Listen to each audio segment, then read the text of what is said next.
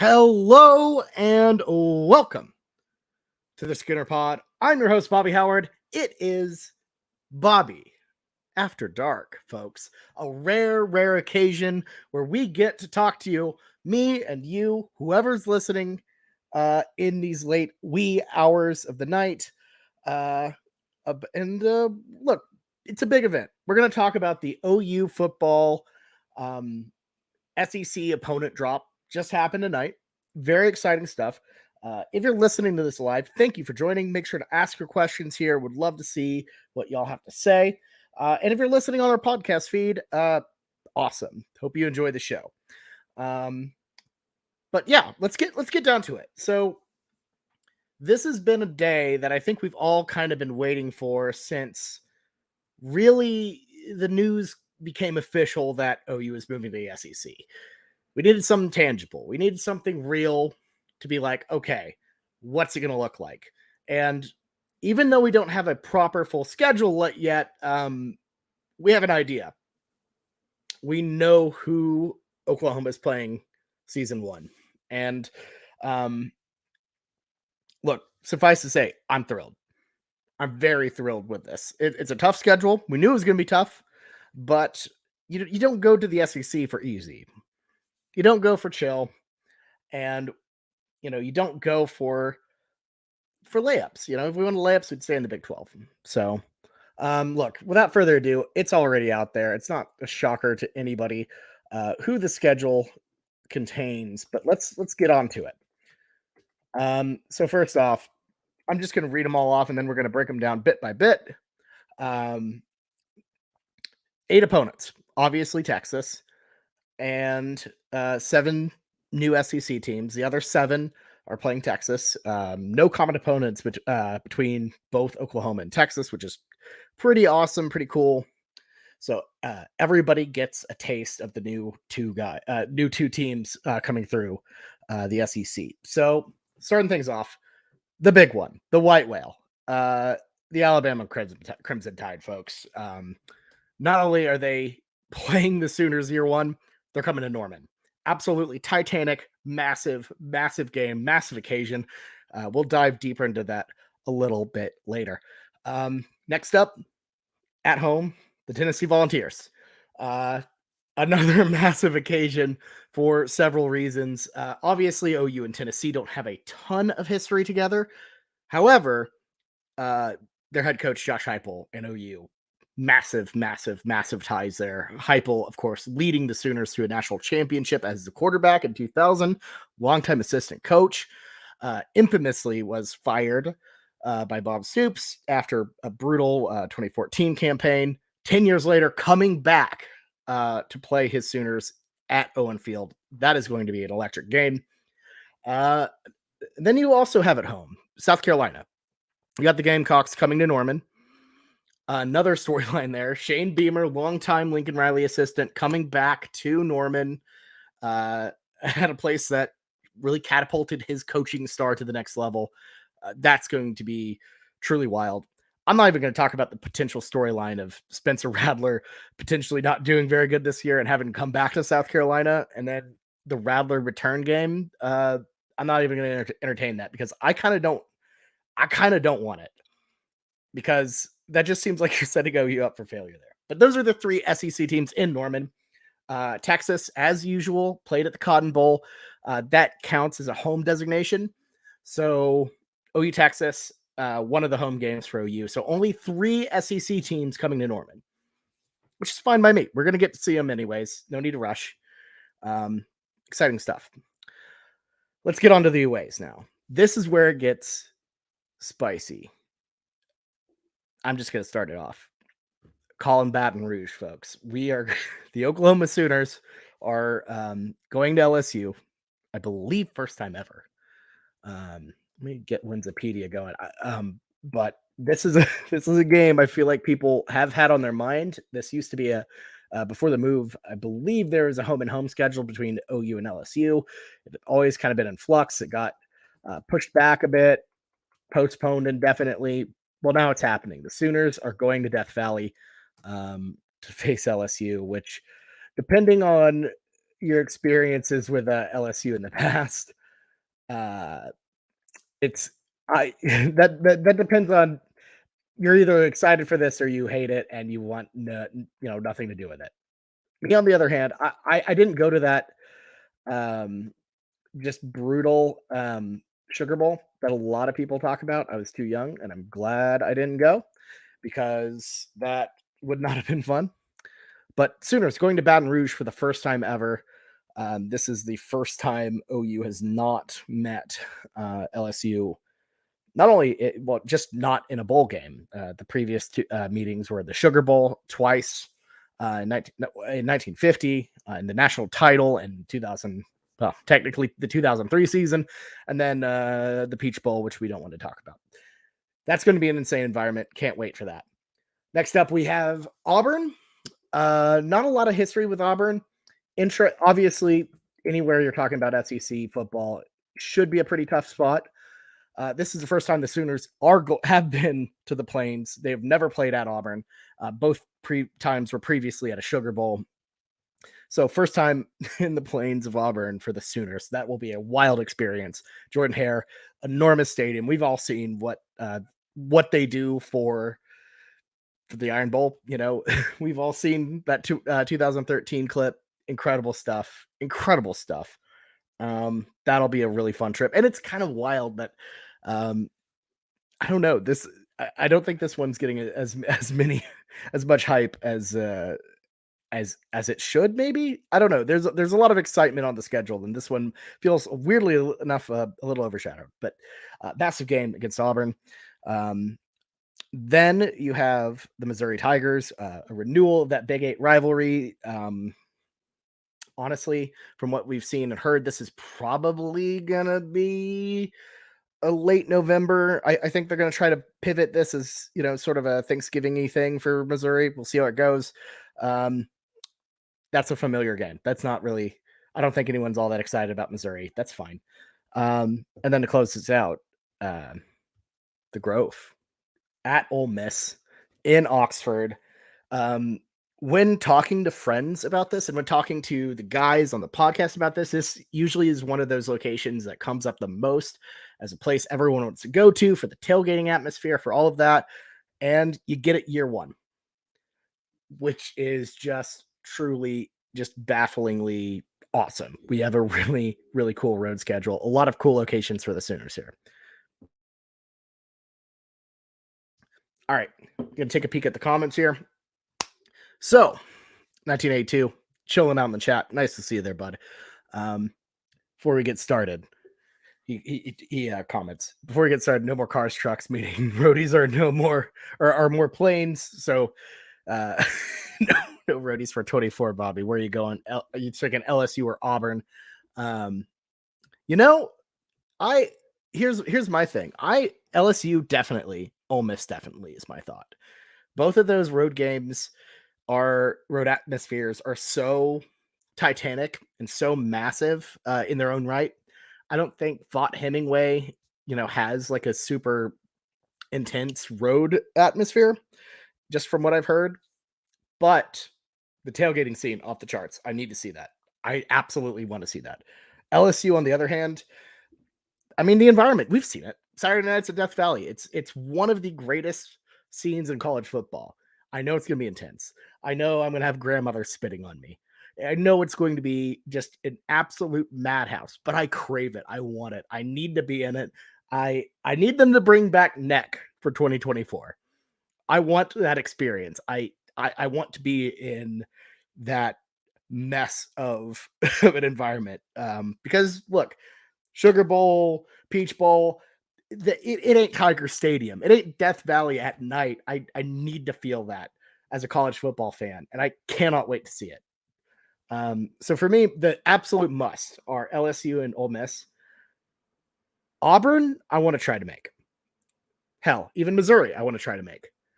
But for me, those two are absolutely must do. Gotta go.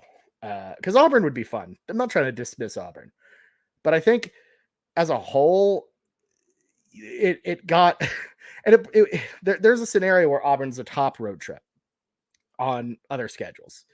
But it got paired with two of the top SEC spots that I want to go to that I'm incredibly thrilled about going to. I'm super pumped. Cannot wait for that. Feel free to ask more questions, y'all. Would love to chat with y'all. It's just me and you talking about the schedule. Overall, I got to say, love the balance.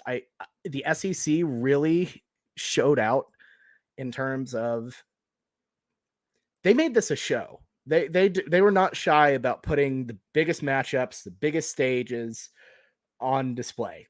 This was a flex by them. The Texas schedule, even though it like appears kind of soft, they don't have Alabama, of course. They got a kind of crazy schedule, having to play at A&M and at Arkansas. Those Kyle Field and that spot in Fayetteville are going to be jumping. That is going to be an absolutely unreal experience in both of those places. And it's different because like OU's going to go into Auburn and they're going to get heckled, of course. OU's going to go into Baton Rouge and they'll get heckled, but they're not going to be hated. I don't know if there are any. There are very few teams that legitimately hate OU in the SEC. I think Missouri might be one of them, but who knows how long that's lasted. Arkansas and Texas and Texas A&M despise UT. That is a hatred. Go back to that Texas Arkansas game a couple years ago in Fayetteville, and I mean you can see it. It's a different level. Just different. I'm not going to say it. I'm not going to say the quote. I'm not there yet, but it's just different here in the SEC, and I cannot wait to dive into it. Man, cool situation. Jimmy here in the comments, he thinks it's going to be exciting. I think it's going to be exciting too. It's going to be tough. This is the toughest slate that I've ever seen in my life. You could argue 2000 was as tough, with Red October. That's up there. But I think just in terms of top to bottom, what you have to deal with, it's a different level. It's a different level. Absolute different level. Yeah, Jimmy, good point. Arkansas does hate us. It's it's a Cold War hate, I feel like. Not from that, I guess weirdly enough, kind of from that era. But like they haven't played a ton. If you look at the series record between OU and Arkansas, they haven't played a home and home game. They haven't played these two teams have only played 3 times since 1977.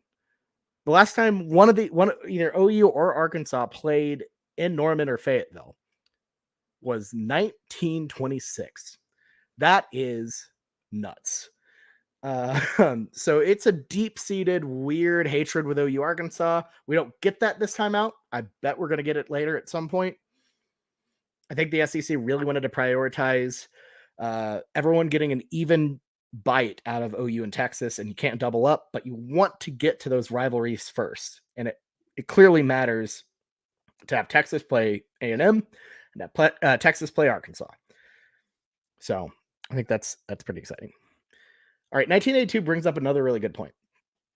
So not an SEC question really, but with the Tennessee game getting canceled, the non-conference, we need to fill a non-conference slot. So he says, one more game to finish out the whole season. Who's your favorite as a Power 5 inequitable or whatever, whatever word Sankey used, whatever his words were, whatever that opponent would be. He's thinking Michigan State or Maryland. It all depends on who's available. And I saw a really good list, and there's not a lot, but what I've seen, I believe Washington has an available space, and I believe Northwestern has an available space. And I know Northwestern's not sexy. That's not a cool site. That being said, a game on the road at Northwestern in Chicago, play it at Soldier Field, play it.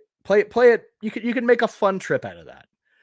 Would people buy it? Would people want to go see OU Northwestern if you have this magnificent road slate? Probably not. But if you're going to have to do it, then that's fine. Washington would be cool as well. Um, I would be fine with Washington. Obviously, some history between OU and them there with the whole Orange Bowl fiasco back in the 80s. If you know, you know. But, I think only Arkansas really, or sorry, only Washington really thinks about that one. But yeah, I need to look at the openings because I know some people were talking about Army, but Castiglione said that that's not really a possibility. Conference openings. I've not really thought about that, but I think it'll be interesting. I think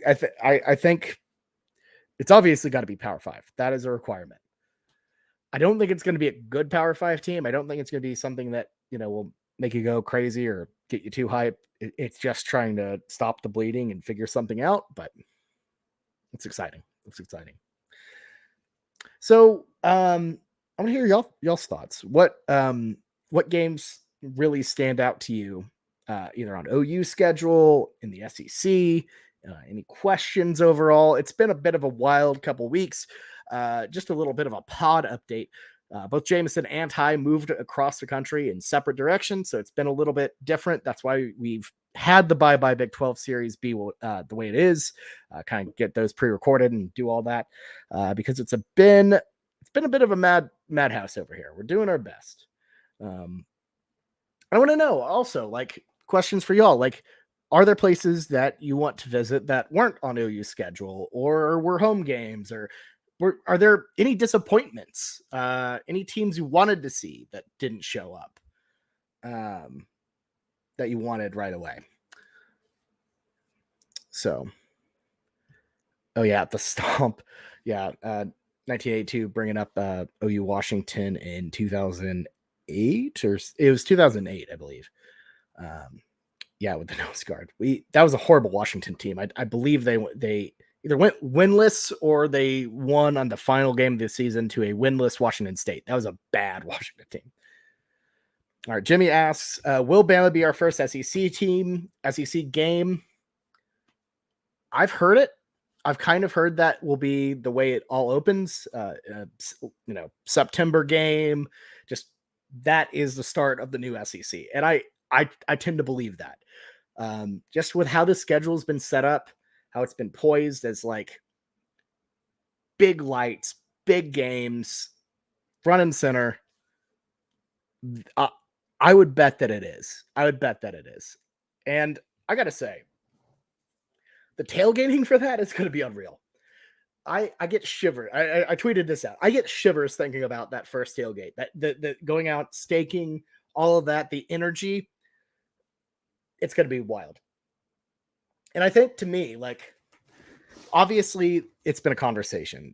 Castiglione's talked about it a lot very recently as today. They had a Board of Regents meeting, and that was one of the line items. They have a tailgate committee at the University of Oklahoma to fix tailgating. Brent Venables came out and talked about how tailgating is going to be different. Each patch of grass is going to have a vehicle in it, and all this dramatic stuff. And I think they're serious about it. I really do. I know I wouldn't say we've been lied to before about this. Maybe it hasn't been as serious, but I think it's serious. And I think, to me, more than anything, more than setups, more than all that, is the passion of the fans and the interest in providing that environment. Because my thing is, there is space to tailgate. It exists. They just don't do it.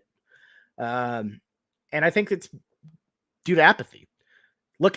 There's a reason why people are this excited about the schedule, is because it's packed to the brim of good opponents, exciting games, stuff that makes you feel like, you're going to a football game, a competition. It's not, he's going to show up and win. And if they don't win, or if they look bad while winning, I'm going to be mad. It's not fun. It's going to be fun because we don't know what's going to happen. It's going to be an actual competition. It's going to bring out the best in OU football. And I cannot wait to watch it. Yeah, I'm nervous about, the level of competition. It's going to be different. But if you're a sports fan just for winning, or if you're a sports fan just to see, easy wins, you're not in it. You want that. I love the feeling of the adrenaline, the stress, all of that. That is just, that's what it's about. That's what it's about. Yeah, 1982, bring it up, Team Eddie, shout out Eddie, and make Lindsay great again. I'm with you. Lindsay Street was legendary. Had a lot of good times. First couple years in college, right before Lindsay Street kind of got the axe because of the residentials. Great times, those setups. Some of my best memories from my early years at OU. Just truly great stuff.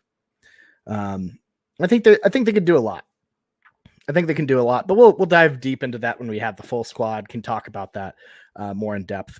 But the tailgating, I think, will ramp up with the interest in the home schedule. And I kind of mentioned this earlier about disappointment. Maybe I'm a little disappointed at only getting 3 games. I get it. OU Texas always will have a bit of a disparity. It's a little bit heavier now that it's an 8-game schedule rather than a 9. That never had one. But at the same time, it's just a part of it. Hopefully, I think they will move to 9 at some point. Too much money on the table. Games like this, I think, to me, if anything, this is a showcase to ESPN that, look, these games are big, and we have a chance to add a whole other one. Pay up. We'll give you more. You don't have to bring back you don't have to pay for McNeese, Alabama, or the Citadel, South Carolina. You can pay for these massive games that we're bringing to you on a weekly basis. We can add another one.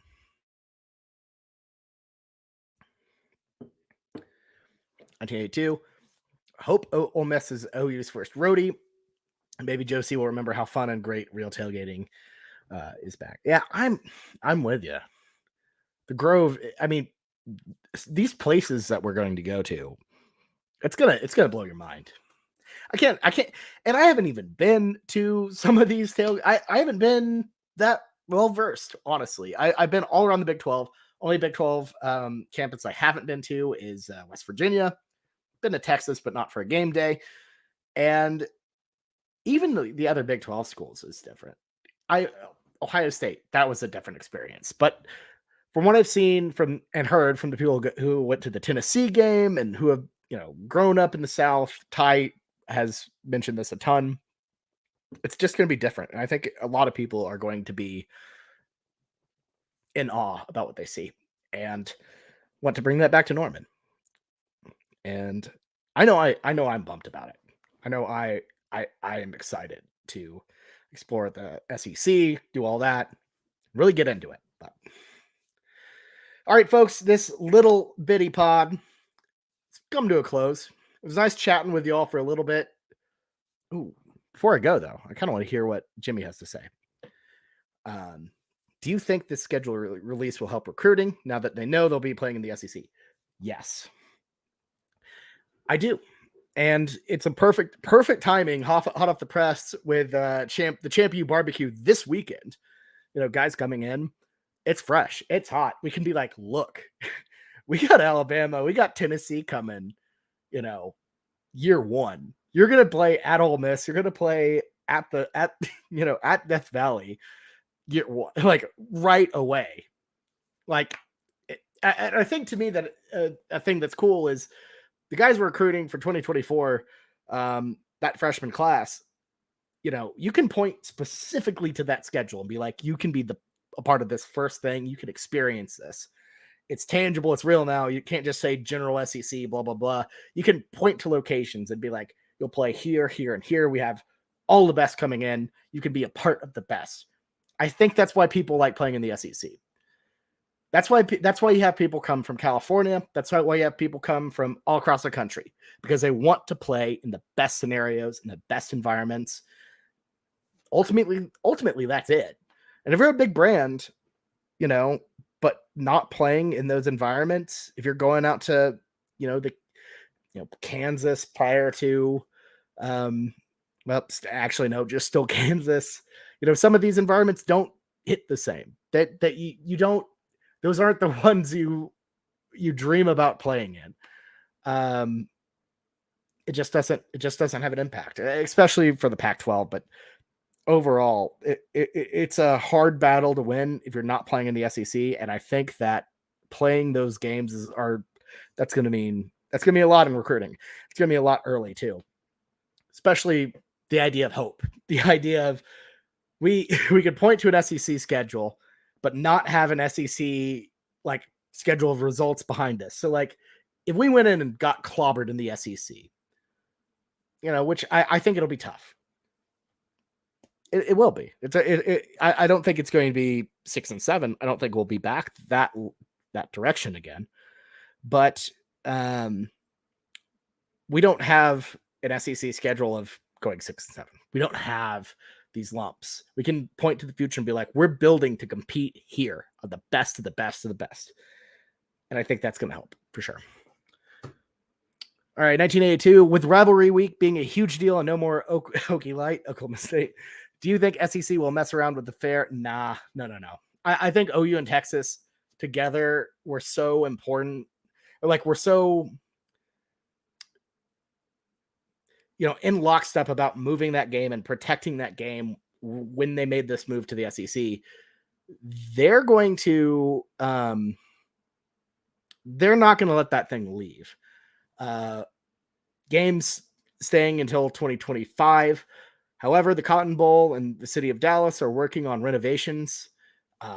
OU seems happy with it. Texas seems happy with it. Both ADs, both presidents, they want it to happen. They want that game to stay in Dallas at the Cotton Bowl. Dallas ain't giving that up. I would be shocked if the SEC would mess with that. They don't want to mess with that. It's something that makes that sport special. And adding another thing that makes that sport special, adding OU and Texas to a already great stable, it's unreal. I mean, those OU and Texas program-wise, those are two like historically, top 5, top 6 programs in the SEC already. Just immediately jump up. It adds to that depth so much of that conference. It's going to be unreal. Oh, a defensive end and a nose guard? Ooh. All right. Love to see that. I've been focused on getting this pod going and all that sort of stuff. Well, look, if you have the solo Bobby show, good stuff happens. I'm just saying. Getting the Croots. I love to see that. 360-pound nose guard. That's incredible. That's exactly what you need for the SEC. You need some size. You need the big guys. Ugh. All right. Last call for questions. And then if not, we're going to call this thing and right off into the sunset. But appreciate y'all for hanging out with me tonight. It was too big of news to not do a show. It's tough with schedules and stuff. And, had a thing I planned weeks ago that I didn't. You don't want to hear about that. You don't need to hear about my plans. But essentially, it's been a tricky with planning. But when college football season comes around, we will regroup and be strong, and it will be a truly excellent season. I'm excited.